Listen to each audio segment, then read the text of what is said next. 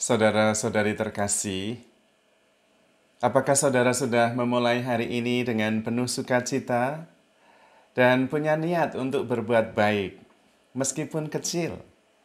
Semoga Tuhan memberkati niat baik saudara. Kita manusia ini memang kompleks, terbatas, sekaligus tidak terbatas. Pikiran kita itu tidak terbatas, bisa kemana-mana. Tapi badan kita ya hanya bisa di sini, tidak bisa bersamaan di tempat lain. Itu juga menimbulkan ketegangan dan kadang-kadang menimbulkan derita. Maunya ke tempat yang jauh, yang tenang, yang nyaman, yang menyenangkan, bersama orang yang sungguh cocok dan menggembirakan. Tapi kenyataannya badannya hanya ada di sini, tidak bisa ke tempat lain. Itu juga bisa menimbulkan ketegangan. Dari satu pihak ingin hidup tenang, bisa mengasihi, memperhatikan hal-hal yang rohani. Tapi pada saat yang sama menghadapi persoalan-persoalan yang sifatnya badani, jasmaniah. Harus makan, harus istirahat, harus sehat. Tetapi kalau kita menyadari bahwa sebetulnya manusia memang lengkap, kompleks, ya jasmani, ya rohani, kita kemudian bisa sadar dan seimbang, tidak berat sebelah. Karena dua-duanya mengikuti hukumnya masing-masing. Yang rohani mengikuti hukum rohani, yang badani mengikuti hukum-hukum yang jasmani. Hukum yang jasmani itu ya hukum-hukum yang fisikal.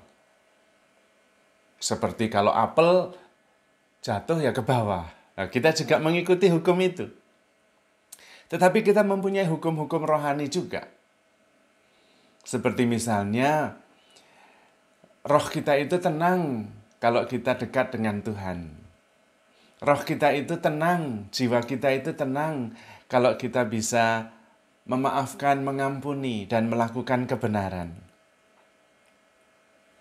Namun seringkali tidak sejalan antara hukum badani dan hukum yang rohani. Kita ingin berbuat baik, ingin memaafkan, tapi hati rasanya masih sakit. Itu lalu nggak kompak itu. Antara yang rohani dan jasmani nggak kompak. Apa yang diperlukan? Yang diperlukan adalah kesadaran. Kesadaran bahwa kita ini makhluk rohani yang memang mempunyai ungkapan jasmani. Dua-duanya penting. Tetapi yang rohani melampaui yang jasmani. Sehingga kalau ada persoalan-persoalan yang jasmaniah, yang material, kita bisa menarik diri ke belakang, melihat dari sudut pandang yang rohani, yang lebih luas. Dan kemudian kita bisa melihatnya dengan lebih jernih. Itu maksudnya. Kalau dalam bahasa kitab suci, kita belajar melihat kekosongan, melihat kesia-siaan dalam setiap peristiwa yang kita alami. Misalnya, nama baik, status, itu bagus sekali. Memberi kepercayaan diri, memberi juga harga diri.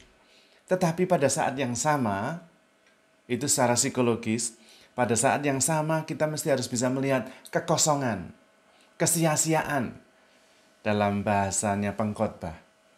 Bahwa di dalam jabatan, status, nama baik, prestis, itu juga ada kesia-siaan, ada kekosongan. Supaya kita sadar, bukan tidak penting, tetapi sadar akan itu. Termasuk juga yang bagus, yang baik pun ada kesia-siaannya. Relasi, persaudaraan itu bagus sekali. Tetapi juga ada kesia-siaannya. Dalam arti bahwa suatu ketika harus berakhir. Dan kalau kita bisa melihat kekosongan, kesia-siaan di balik semua yang bisa kita lihat, kita alami menurut panca indera kita kemudian menjadi lebih sadar, lebih tenang, lebih seimbang. Dalam segalanya, itu tidak ada yang abadi. Silih berganti. Dalam segalanya itu ada unsur kekosongannya. Ada unsur kesia-siaannya. Apapun itu. Baik maupun buruk. Karena yang baik itu juga buah penilaian akal budi. Yang buruk juga buah penilaian akal budi. Apakah kemudian itu tidak berguna? Berguna sekali. Yang sia-sia juga berguna. Badan kita ini juga sia-sia dalam arti suatu ketika akan berganti, akan berubah, akan hilang juga. Tapi apakah tidak berguna? Berguna. Hanya ketika di dalam yang berguna itu kita tetap melihat sebagai latar belakang dari perspektif yang lebih jauh bahwa ada unsur juga kesia-siaan di situ. Kita kemudian tidak melekat sepenuhnya. Bisa kemudian mengikhlaskan kalau memang harus terjadi. Karena memang mengikuti hukum alami yang terus berganti. Dan itu biasa. Yang jasmani mengikuti hukum alam jasmaniah. Yang rohani mengikuti hukum alam, hukum kodrat yang rohani.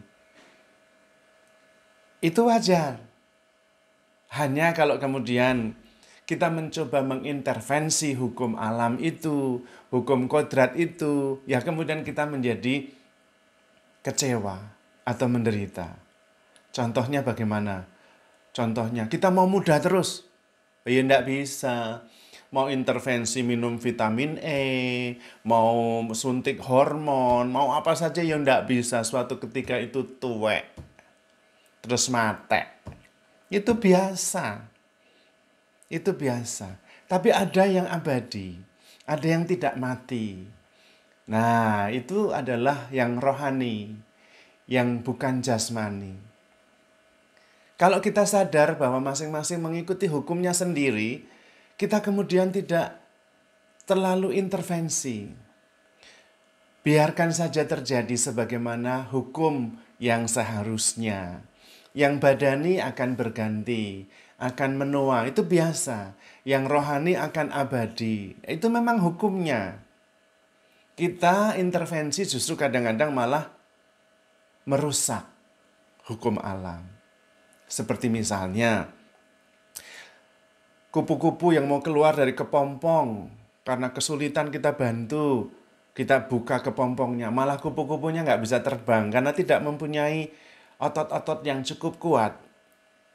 Yang seharusnya diperoleh dengan cara memaksa diri keluar dari kepompong, lalu menjadi lebih kuat. Gitu.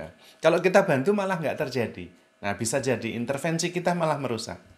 Atau kita menanam padi, lalu baru tumbuh kecil kita tarik-tarik supaya tumbuhnya cepat, ya malah rusak, padinya malah nggak tumbuh.